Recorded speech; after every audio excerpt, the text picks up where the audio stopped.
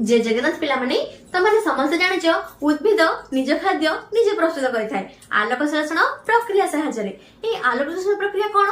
उद्भिद आलोक शक्ति को रासायनिक शक्ति रे परिणत करी वायुमंडल अंगारकाम्ल माटी जल सूर्यालोक एवं क्लोरोफिल सहायतारे प्रस्तुत करे श्वेतसार युक्त खाद्य जहाको आमे ग्लूकोज कहिथाउ एवं वायुमंडल को निर्गत करे अम्लजान जहाको कि आमे आम निश्वास प्रश्वास रे ग्रहण करिथाउ। उद्भिदर एही आलोक संश्लेषण प्रक्रिया केउठारे होइथाय? ग्लूकोज एवं अम्लजान किपरि सृष्टि हुए चलो आज जानिबा डिटेल्स रे। आमर उद्भिदर एही आलोक संश्लेषण प्रक्रिया होइथाय उद्भिदर सबुज पत्र रे। उद्भिदर एही सबुज पत्र रे रहिछि छोट छोट रंध्र जहाको आमे कहिथाउ स्तोम बा स्टोमाटा। स्तोम बा स्टोमाटा रे होइथाय अंगारकाम्ल एवं जलीय बाष्पर विनिमय। स्टोमाटा रे रहिछि गॉड सेल जिए कि स्टोमाटा को बंद रखिबा एवं खोलिबारे सहायता करे। उद्भिदर पत्र गठित होइछि दुईटी पारेन्काइमा टिश्यू द्वारा। प्रथमटी हेउछि स्पंजी पारेन्काइमा टिश्यू, द्वितीयटी हेउछि सबुज रंगर पाल्सिड पारेन्काइमा टिश्यू। एही दुई टिश्यू भितर रहिछि एक अंगिका जहार नाम हेउछि क्लोरोप्लास्ट। क्लोरोप्लास्ट मध्ये थिबा रस को आमे कहिथाउ स्ट्रोमा। एही रस भितर ना केतक एंजाइम एवं केतक संतरक पोषक रहि अछंती। एही स्ट्रोमा रस भितर रहिछि एक अंगिका जहाको कि आमे कहिथाउ दुई झिल्ली विशिष्ट थाइलाकॉइड। जेहेतु ये दुई झिल्ली विशिष्ट यार फांका स्थान को आमे कहिथाउ ल्यूमेन।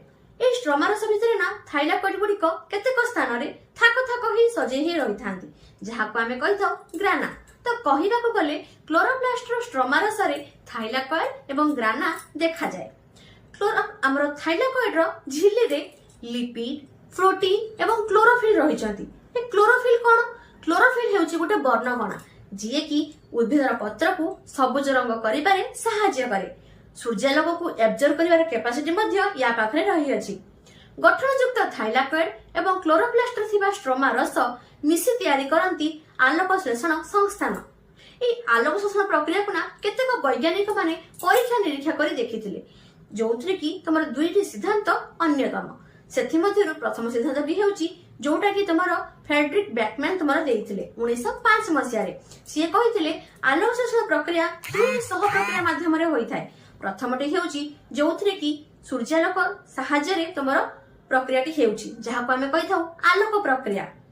अन्यटी हेउची आलोकर अभाव रे बा एब्सेंस ऑफ लाइट जहाको आमे अंधकार प्रक्रिया कहिथाउ। एही दुईटी प्रक्रिया माध्यम रे ही तमरो आलोक संश्लेषण प्रक्रियाटी होइथाय। द्वितीय सिद्धांतटी हेउची उद्भिदर जो आलोक संश्लेषण प्रक्रिया सी आसीछि कोठी ना एक जैव रासायनिक परीक्षा जोथरे कि देखा जायतिला कोन ना हमर जो अंगारकाम्ल एवं जल अणु रे जो हाइड्रोजन अणु रहिछि सी कोन करे ना अंगारकाम्ल सहित विजारित होई कि प्रस्तुत करे हमर शर्करा माने श्वेतसार युक्त खाद्य प्रस्तुत करे एवं निर्गत करे अम्लजान। एटा को दर्शाइथिले कि ना रॉबर्ट नील जी करथिले 1931 मसिया रे। तापर हमर आसला जड़े वैज्ञानिक जहांकर नाम हेउची रॉबर्ट हिल 1937 मसिया रे। से कोन कहिले ना उद्भिद हमर आलोक शक्ति को रासायनिक शक्ति रे परिणत करी वायुमंडल रो कोन करे ना 6टी अंगारकाम्ल अणु निए एवं 12टी जल अणु निए जहां फल से सृष्टि करे कोन ना श्वेतसार युक्त खाद्य।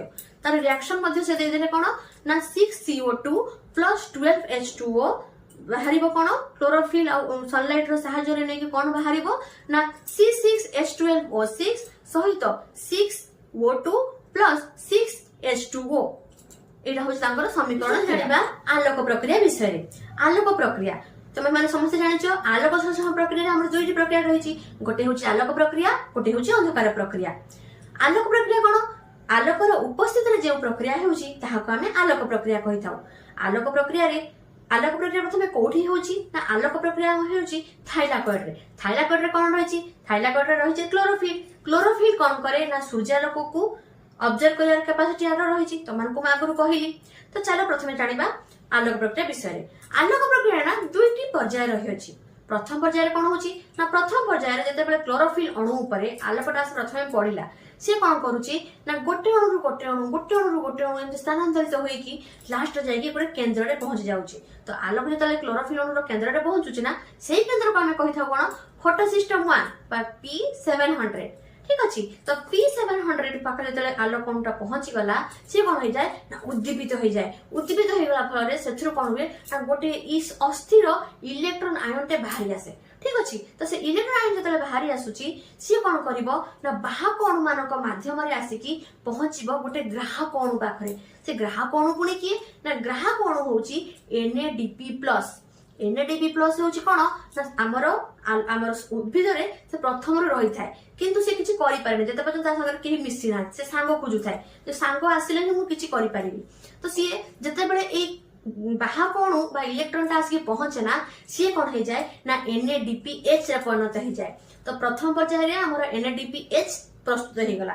एबे जानिबा द्वितीय पर्याय कौन हुए ना प्रथम पर्याय आमर जो शून्य स्थानटा हेची माने फोटो सिस्टम 1 रे जो शून्य स्थानटा आमर सृष्टि है इलेक्ट्रॉन गुड़े बाहरी आसला ना तो से इलेक्ट्रॉन अणु को पूरण करने तुमर द्वितीय पर्याय फोटो सिस्टम 2 हुए जहाँ को आम कही था P680 एठी मते से सेम अवस्था हुए जते बेले आलोक आसी पड़िबो क्लोरोफिल अणु भितरे तो सी केंद्र जाई पहुंचीबो सी मध्य उत्तेजित हो जिवो उत्तेजित हो गला फଳରେ सेठी कोन हुए ना जल अणुर आलोक विश्लेषण हो जाए जल अणुर आलोक विश्लेषण माने जल अणु भांगी जाए ठीक अछि जल अणु भांगी गला फଳରେ सेथिरु सृष्टि हबो कोन ना इलेक्ट्रॉन प्रोटॉन एवं अम्लजान सृष्टि हुए इलेक्ट्रॉन अणुर तो चलन हेउची किंतु प्रोटॉन गुड़िक से कौन हुआ ना जमा हो जाती अम्लजान तो निर्गत हो गला तो प्रोटॉन अणु जिते जमा हो गले कौट जमा हेले ना आमर तुम मान कही थाइलाकॉइड झिल्ली रे फांका स्थान को आम ल्यूमेन कही था तो से ल्यूमेन पाखरे ही प्रोटॉन अणु गुड़िक कौन होती ना जमा होकर रही जाती ल्यूमेन रे ना प्रोटॉन अणु गुड़िक जमा हुआ तो सेते कौन हुए ना सेठी गोटे अवक्रम बल सृष्टि हो जाए ठीक अच्छे तो सही अवक्रम बल कौन करे ना आमर कम शक्ति संपन्न एडीपी को अधिक शक्ति संपन्न एटीपी रे कन्वर्ट करे एडीपी कौन ना एडीपी प्रथम आमर उद्भिद रे थाए ठीक अच्छे जिते बड़े सी अवक्रम बल को यूटिलाइज करिए ना सेते बड़े सी एटीपी रे कन्वर्ट हो जाए तो एडीपी होची कौन ना एडेनोसाइन डाइफॉस्फेट ठीक अच्छे आ एटीपी कौन ना एडेनोसाइन ट्राइफॉस्फेट ठीक अच्छे तो प्रथम आम जानले ताले सर्वमोट आम कहया गले कौन ना आलोक प्रक्रिया रे क्लोरोफिल आलोक शक्ति को उपयोग करी जल अणुर आलोक विश्लेषण घटई से सृष्टि कर दिए कौन ना NADPH एवं ATP एवं अम्लजान निर्गत होता है तो मोट उपरे कहया गले ATP एवं NADPH मिसी गठन करती आलोक विश्लेषण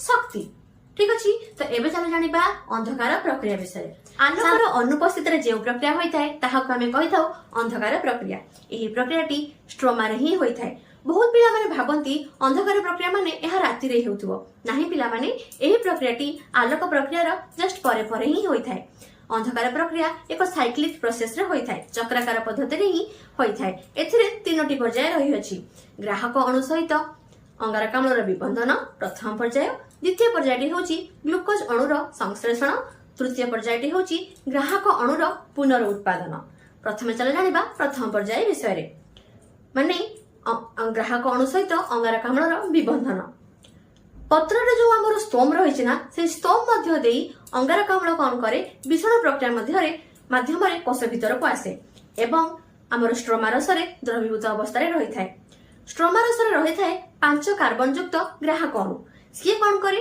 ना आलोक आमर आलोक प्रक्रिया जो सृष्टि होती आलोक शोषण शक्ति माने एटीपी एवं NADPH को उपयोग करी द्रवीभूत अंगारकाम्ल सहित एक एंजाइम को विबंधित करिबारे सहायता करे एवं विबंधित करी सृष्टि करे 2 कार्बन युक्त शर्करा एथिरे ग्राहक अणु हेउछंती RUBP राइबुलोज बिसफॉस्फेट एंजाइम टी हेउची रुबिस्को जहार पूरा नाम हेउची राइबुलोज बिसफॉस्फेट कार्बोक्सिलेज आलोक शोषण प्रक्रिया एही अंधकार प्रक्रिया रे विभिन्न जैव अणु एवं विभिन्न संतरकर व्यवहार होइथाय काहेकि ना एथिरे बहुत सारा पर्याय रही अछि सेथि पई किंतु एथिरे रुबिस्को एंजाइम रो भूमिका गुरुत्वपूर्ण रुबिस्को कौन करे ना CO2 को विबंधित करिबारे बा CO2 को फिक्सेशन करिबारे सहायता करिथाय रुबिस्को डिपेंडेंट हेउची ATP उपरे आ ATP दियारी होइथाय आलोक प्रक्रिया रे सेथि पई आलोक प्रक्रिया रो परे परे ही अंधकार प्रक्रिया होइथाय पिला माने क्वेश्चन आसी पारे रुबिस्को रो भूमिका गुरुत्वपूर्ण काहेकि बा आलोक प्रक्रिया परे परे ही अंधकार प्रक्रिया काहेकि होइथाय तो मान तो लिखि परिबो रुबिस्को रो भूमिका कोन ना रुबिस्को सहायता करे कार्बन को फिक्सेशन करिबारे एवं जहा फल रे कि हमरो ग्राहक अणु सृष्टि हेउची এটা হল রুবিক্স কথা। আলোক প্রক্রিয়া পরে পরে ହିଁ কাহিଁକି ଅନ୍ଧକାର ପ୍ରକ୍ରିୟା ହୋଇଥାଏ, କାହିଁକି ନା ଆଲୋକ ପ୍ରକ୍ରିୟାରେ ହିଁ ସୃଷ୍ଟି ହୋଇଥାଏ ଏଟିପି ଏବଂ ସେଇ ଏଟିପି ହିଁ ୟୁଜ ହୋଇଥାଏ ଆମର ଅନ୍ଧକାର ପ୍ରକ୍ରିୟାରେ। ଏଇ ପାଇଁ ହିଁ ଆଲୋକ ପ୍ରକ୍ରିୟା ପରେ ପରେ ହିଁ ତମର ଅନ୍ଧକାର ପ୍ରକ୍ରିୟା ହୋଇଥାଏ। ଆଚ୍ଛା, ଏ ଯୋଉ ଆମର 3 କାର୍ବନ ଯୁକ୍ତ ଶର୍କରା ଅଣୁ ସୃଷ୍ଟି ହେଇଥିଲା ନା, ସିଏ କଣ କରେ ନା ଚକ୍ରାକାର ପଦ୍ଧତିରେ ବିଭିନ୍ନ ଜୈବ ରାସାୟନିକ ପ୍ରକ୍ରିୟା ମାଧ୍ୟମରେ ସୃଷ୍ଟି କରିଦିଏ କଣ ନା 6 କାର୍ବନ ଯୁକ୍ତ ଗ୍ଲୁକୋଜ ଅଣୁ ଏବଂ ତା ସହିତ ସୃଷ୍ଟି କରିଦିଏ କଣ ନା 5 କାର୍ବନ ଯୁକ୍ତ ଆମର ଗ୍ରାହକ ଅଣୁ। ଏହିପରି ଭାବରେ ହିଁ ତମର ଅନ୍ଧକାର ପ୍ରକ୍ରିୟା ଶେଷ ହୋଇଥାଏ। ଏହା ଏକ ଚକ୍ରାକାର ପଦ୍ଧତିରେ ହେଉଥିବାରୁ ଏହାକୁ କେଲଭିନ ସାଇକେଲ କୁହାଯାଏ। ଏହାକୁ ମେଲଭିନ କେଲଭିନ ନାମକ ଜଣେ ବୈଜ୍ଞାନିକ ଆବିଷ୍କାର କରିଥିଲେ, ସେଥିପାଇଁ ଏହାର ନାଁ ହେଉଛି କେଲଭିନ ସାଇକେଲ। ମଣିଷର ପାକତନ୍ତ୍ର ବିଷୟରେ ଡିଟେଲ୍ସ ଜାଣିବାକୁ ଚାହୁଁଥିଲେ ମୋର ଚ୍ୟାନେଲକୁ ସବସ୍କ୍ରାଇବ କର। ଧନ୍ୟବାଦ।